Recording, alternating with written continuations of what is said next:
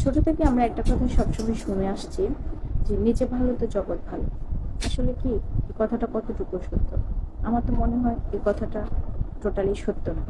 নিজে যে যত বেশি ভালো এই জগতে, তাকে তত বেশি মানুষ আঘাত করার চেষ্টা করে, তাকে তত বেশি মানুষ সবকিছু চাপিয়ে দেওয়ার চেষ্টা করে, তার উপরে দুনিয়াতে সবাই জুলুম করার সুযোগ পায়। এটাই আমার মনে হয়।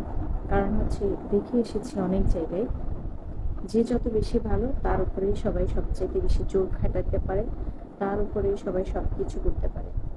যে বেশি ভালো না বা যে একটু তেড়ামি করে চলে, তাকেই দেখি যে সবাই হুজুর হুজুর করে চলে। জগতের নিয়ম এখন চেঞ্জ হয়ে গিয়েছে। আগে হয়তো একটা সময় ছিল নিজে ভালো, তো নিজে ভালো করলে জগতের অন্যরা হয়তো বা ভালোভাবেই সেটা নিত, তার সাথে ভালো করতো, কিন্তু এখন আর সেটা নেই। জগৎ